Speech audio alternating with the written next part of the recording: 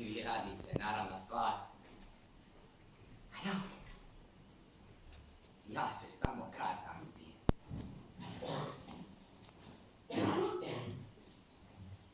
Treba raditi. Malo komično za nerve. Kako zapravo raditi? Što raditi? Upamtite ovo kao savjet, a od jednog malo starijeg gospodina koji bi vam mogao biti ocem. Ako imate u životu uopće nešto što je vulgarno, onda je sigurno lepoglavskog grobijaša psovati ne samo vulgarno, nego još gore od toga, bezdušno. Ja bol direkt herzlos.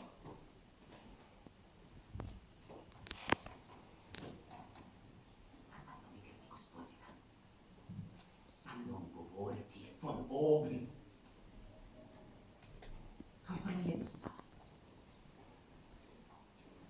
Mene, popljuvanog mađarskog špijuna, mene baruna Lembaha, pljuskali su obični srbijanski žandarmi, a ja sam stajao haptatun kuš.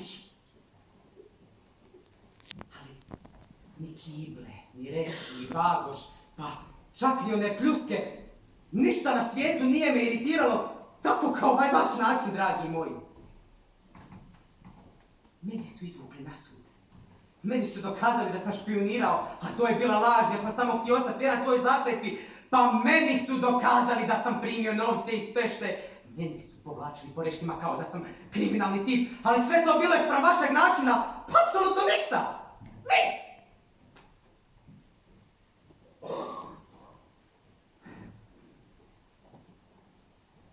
To, kako vi mene ignorirate, kako vi mene svakog dana ponizujete nižo vašeg posljednjeg medla preko. Das ist komisch! Ja, mehr als das! Direkt gemein!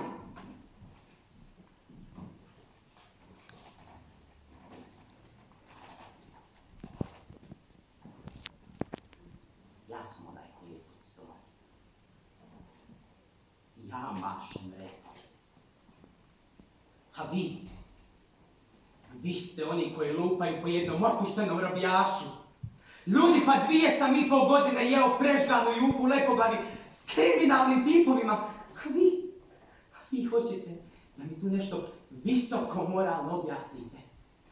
Kako treba raditi.